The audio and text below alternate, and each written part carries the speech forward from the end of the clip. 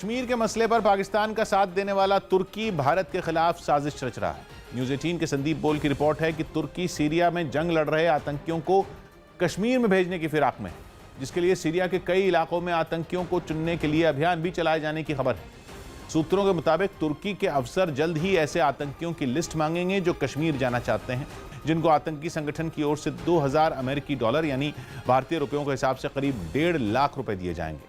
तुर्की और पाकिस्तान की इस साजिश के सामने आने के बाद सुरक्षा एजेंसियों को भी अलर्ट कर दिया गया। भारत बंद के समय जयपुर में बाजार बंद रखने के मुद्दे पर कुछ कारोबारियों और कांग्रेस कार्यकर्ताओं के बीच झड़प हो गई। किसानों के समर्थन में उतरी कांग्रेस के ये कार्यकर्ता वहां दुकानों को बंद करवाने पहुंचे, जिन्हें कारोबारियों के विरोध का सामना करना पड़ा। नौबत यहां तक आ गई कि कांग्रेस कार्यकर्ताओं और उन व्यापारियों के बीच धक्का मुक्की शुरू हो गई। हालात सामान्य करने के लिए कुछ पुलिस वाले वहां पहुंचे और इन लोगों को समझा बुझाकर शांत करवाया। हालांकि इस झड़प के समय वहां ज्यादातर दुकानें बंद ही दिखाई दी, लेकिन कारोबारी लगातार पीएम नरेंद्र मोदी के समर्थन में नारेबाजी करते रहे।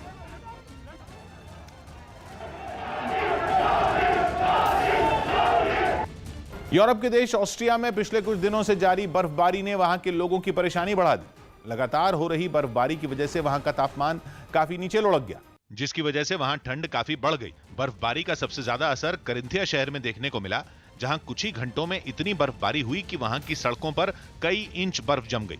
मकानों की छतें और उनके बाहर खड़ी गाड़ियां भी बर्फ की सफेद चादर से ढकी दिखाई दी।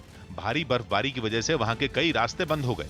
सड़कों से बर्फ को हटाने के काम में खुदाई करने वाली मशीनों के अलावा एक खास मशीन भी लगाई गई जो रास्ते से बर्फ को काटकर बाहर फेंकती दिखी।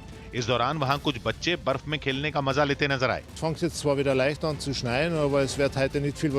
मौसम के इस बिगड़े मिजाज की वजह से लोगों का घरों से बाहर निकलना तक मुश्किल हो गया। हालांकि अभी उन्हें मुसीबत से छुटकारा मिलता नहीं दिख रहा, क्योंकि वहां के मौसम विभाग ने आने वाले दिनों में वहां और ज्यादा बर्फबारी होने की चेतावनी जारी की। अमेरिका के हवाई में पर्ल हार्बर नेवल बेस पर हमले की बरसी के समय शहीद हुए जवानों को श्रद्धांजलि दी गई। अमेरिकी नौसेना के एक जहाज में सुबह के ठीक 7:55 पर घंटी बजाई गई। 79 साल पहले ठीक इसी वक्त पर पर्ल हार्बर पर हमला हुआ था। इसके बाद आसमान में F-22 विमानों ने उड़ान भरी और जमीन पर सैनिकों ने हवा में गोलियां चलाकर पर्ल हार्बर हमले में शहीद हुए जवानों को सलामी दी। 7 दिसंबर 1941 को जापान ने अमेरिकी नौसेना के इस ठिकाने पर हमला किया था, जिसमें अमेरिका के 2300 से भी ज्यादा जवान मारे गए थे।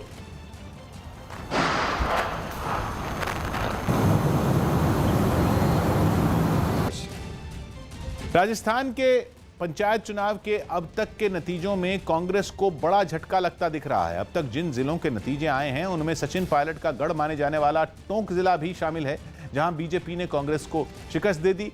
टोंक जिला परिषद की 25 सीटों में 15 पर बीजेपी ने, 10 पर कांग्रेस ने जीत दर्ज की है। इसी तरह कांग्रेस के प्रदेश अध्यक्ष गोविंद डोटासरा, स्वास्थ्य मंत्री डॉक्टर रघु शर्मा, सहकारिता मंत्री उदयलाल आंजना और ब्रिजेंद्र ओला जैसे दिग्गज नेता भी अपने गढ़ नहीं बचा पाए। जिला परिषद की 117 सीटों के परिणाम सामने आए हैं, जिनमें बीजेपी ने 65 सीटों पर और कांग्रेस ने 49 सीटों पर जीत दर्ज की। इसके अलावा पंचायत समिति की 3465 सीटों के नतीजे घोषित किए गए, जिनमें 1566 सीटों पर बीजेपी और 1451 सीटों पर कांग्रेस ने कब्जा किया। बर्फबारी की वजह से जम्मू श्रीनगर हाईवे बंद कर दिया गया। भारी बर्फबारी की वजह से जम्मू श्रीनगर हाईवे पर बनी जवाहर सुरंग को बंद करना पड़ा। बर्फबारी के बाद सुरंग के बंद होने से वहां कई गाड़ियां फंस गई। जम्मू श्रीनगर हाईवे के अलावा कश्मीर घाटी के कई इलाकों में भी काफी बर्फ गिरी, जिससे तापमान में भी गिरावट आई। कानपुर में कुछ लोगों ने एक वकील पर जानलेवा हमला कर दिया। इस घटना के सीसीटीवी वीडियो में कई लोग उस वकील को लाठियों से पीटते नजर आए और बीच बचाव की कोशिश कर रहे उसके साथी को भी हमलावरों ने पीट दिया। वकील को पीटने के बाद सभी लोग वहां से फरार हो गए।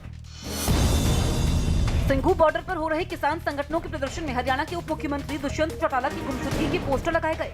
पोस्टर लगाने वाले किसान संगठनों ने आरोप लगाया कि दुष्यंत खुद को बड़ा किसान नेता बताते हैं, लेकिन इस आंदोलन में वो कहीं नजर नहीं आए।